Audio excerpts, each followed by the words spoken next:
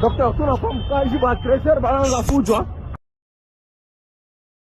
De la Première ministre pour faire le point du sujet et les constats est malheureux parce que nous avons plus de 200 000 compatriotes qui sont déplacés. Je ne compte pas les stocks de 7 millions des déplacés que nous avons déjà pour d'autres conflits et principalement pour les agissements du Rwanda à travers le RDF. Et donc ce soir, nous sommes encore malheureusement dans la difficulté de vous dire que plusieurs compatriotes donc, ont perdu la vie. Beaucoup d'autres sont blessés parce que vous savez que depuis les dimanches derniers, à la suite d'ailleurs du communiqué de l'armée, nous avons fait le point des bombardements et des attaques qui partent du territoire rwandais. Bugarama, et qui ont des cibles notamment de structures civiles, des hôpitaux, des centres de santé, des maisons d'habitation. Ces attaques qui se font avec des engins de la mort, il y a par exemple des drones qu'on appelle kamikazes, des drones suicides qu'on largue aveuglément et qui tuent beaucoup de compatriotes.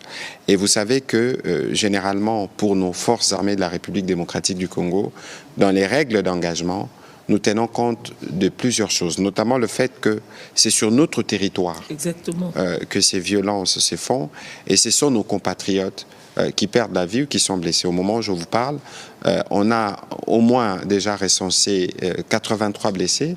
Et ça, c'est sur des chiffres d'il y a 2 jours. Je crois que ça devrait évoluer. D'ailleurs, d'ici la fin de la soirée, on aura des éléments parce que je voulais justement avoir davantage d'éléments de terrain pour pouvoir faire cette communication parce qu'il faut signaler que la situation s'est particulièrement détériorée à Uvira. Parce que, comme nous le savions déjà depuis plusieurs jours, il y a une violence inouïe qui s'est fait sur terrain et qui est portée directement par l'armée rwandaise dans l'objectif de s'aimer la mort et la désolation. Et donc, ce soir, on attend évidemment d'avoir un autre point plus complet de la situation du gouverneur Pouroussi tout à l'heure, mais je dois vous dire que nous avons été, le président de la République, la première ministre, tout le monde mobilisé pour suivre la situation de près. Évidemment, il y a des aspects militaires qui ne feront pas l'objet de ces discussions, mais il faut savoir que nous sommes dans le cadre de Congolais Téléma. Les militaires sont aussi debout et mobilisés dans le cadre d'Ondé Tolobaka, Bendele Koyate, parce qu'il y a un impératif pour nous, c'est que nous ne céderons aucun centimètre de notre territoire. Et donc c'est ici les lieux de saluer la bravoure et le patriotisme de nos militaires, mais aussi de tous les volontaires qui sont debout et qui opposent une résistance à toutes ces forces hostiles. C'est d'exprimer à nouveau notre solidarité pour toutes nos populations qui sont victimes de ces attaques du Rwanda. De toute évidence, nous savons qu'au bout de cette situation, notre pays sera vainqueur. Donc le message de ce soir, je reviendrai dessus, c'est que nous devons tous rester mobilisés, comme je le dis, et que dans la guerre qui se passe actuellement, ce n'est pas une guerre qui cible le président. Les offensives dont il est question ce n'est pas simplement ce qu'on voit sur l'axe Kamanyola-Uvira. C'est plusieurs points qui sont attaqués simultanément. On a des actions hostiles Walungu, Shabunda, dans les axes précis. Je pense qu'au niveau de l'armée, ils pourront faire ou nous envoyer des éléments plus précis pour communiquer, y compris dans la province du Nord Kivu, dans l'axe. Intensification du Salongo obligatoire, le gouverneur Bumba mène l'action sur le terrain. Ce samedi 6 décembre 2025, le gouverneur de la ville de Kinshasa, Daniel Bumba, s'est personnellement rendu sur le terrain pour évaluer le lancement des travaux d'assainissement menés dans plusieurs quartiers de la capitale.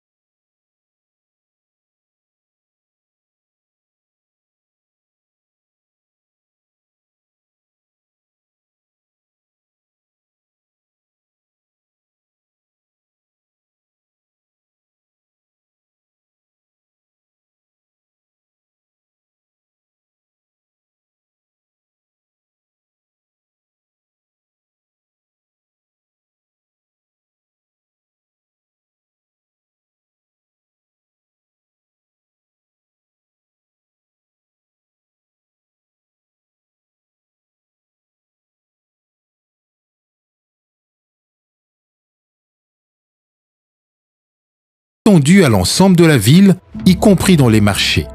Mwana mboka Daniel Bumba bozo tika fachi betote bozo sunga iti suka tomoni pena lelo salongo pena kitoko na mabele ipen bosaleza kitoko tomoni ba car nyonso tu tomoni ba ben ba nini ba tout nyonso esala musala salongo te remercie papa fana na kichwa na zalawana bozo sunga chef de l'état la sepel pona gouverneur en tout cas mukolo mboka mokonza mboka a encourager biso ba chef to boy ki moyibi to boy kuna to construire mboka na biso biso moko en tout cas merci beaucoup pour l'avantage au gouverneur a pesi biso lelo yo salité mati makasi mais surtout ça la régulièrement et tu as disposition nyonso pour l'évacuation zala to bandi ete ko apporter un plus na bagarre tous en nango pour na koloka kocha tu as ça na propreté nyonso donc voilà un peu si na koza biso na sika oyo lelo ba activité ngo ezongi intense samedi prochain aux Alisissou to continue toujours na observer normes en milieu urbain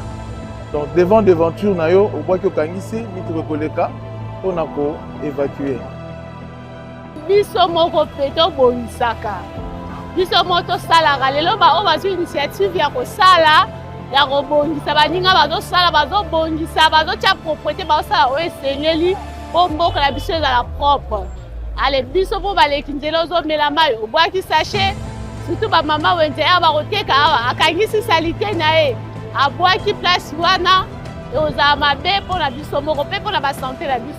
Il a ensuite appelé la population quinoise à s'approprier cette initiative citoyenne pour bâtir ensemble une ville propre, saine et fière de son image. Donc les loyaux, Kinois nyonso yeba, muta commerce nyonso yeba, que chaque samedi désormais, même pas Wednesday, donc observer salon à fond. Salon est au foot en bon côté, salon est allé au bondissa. Alors nous on a pris disposition pour que l'évacuation et salamaka convenablement à chaque fois qu'il y aura activité des salons.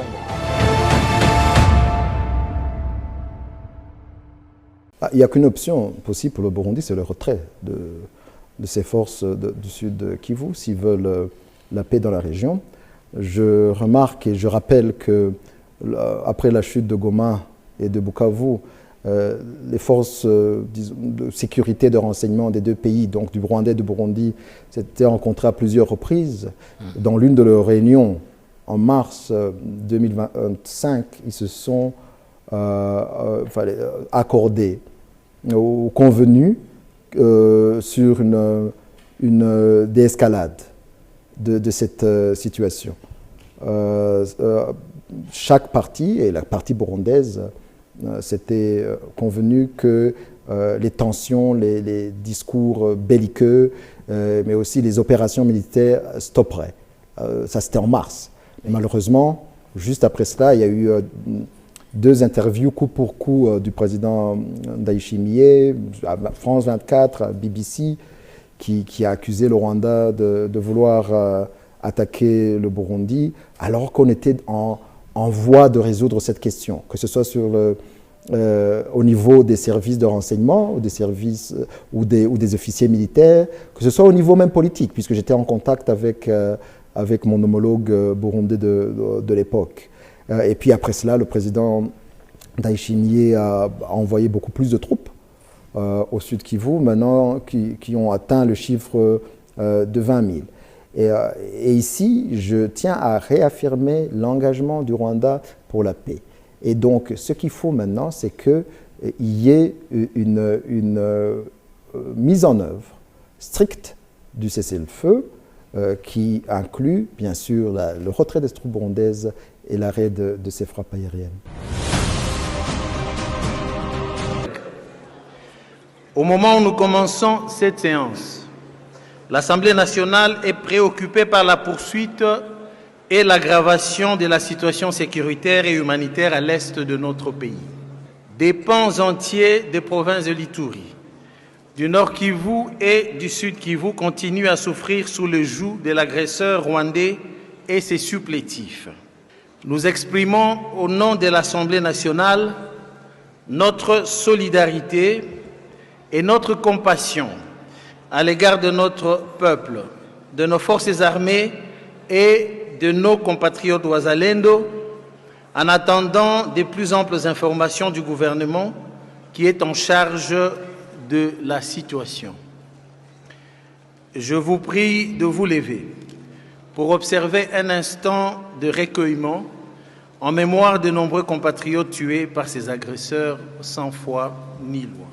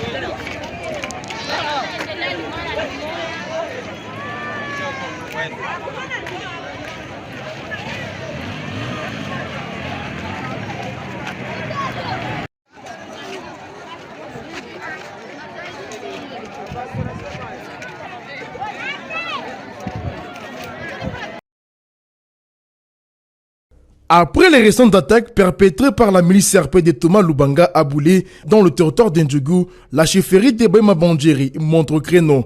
Elle condamne fermement ces actes criminels et réaffirme son soutien aux forces armées de la République démocratique du Congo engagées dans la stabilisation de cette zone longtemps secouée par l'insécurité. Vu la dégradation depuis 4 jours de la situation sécuritaire dans la chefferie de Bahema Bandjeri en général et en particulier à Boulé et Vego, Sa Majesté, le chef de chefferie et les notables informent l'opinion publique nationale et internationale que, vu cette fragilité, nous ne pouvons pas tolérer toute incursion de n'importe quel groupe armé dans la rébellion de la CRP dans notre entité. Dans sa déclaration, la chefferie appelle toute la population de Bahema Bandjeri à la vigilance tout en maintenant sa confiance aux FARDC, seule force légale habilitée à protéger les territoires nationaux. En outre, réitérons notre confiance et ferme engagement au FARDC, armée du peuple congolais et autorités provinciales et nationales. À ces jours, Boulé et ses environs sont sous contrôle des FARDC grâce au renforcement des dispositifs sécuritaires mis en place sous le commandement du lieutenant-général Lubweka Chamadjoni, conformément aux instructions du commandant suprême des FARDC et de la PNC, le président Félix Antoine Tshisekedi Tshilombo. Un signal fort de l'État face aux ennemis de la paix.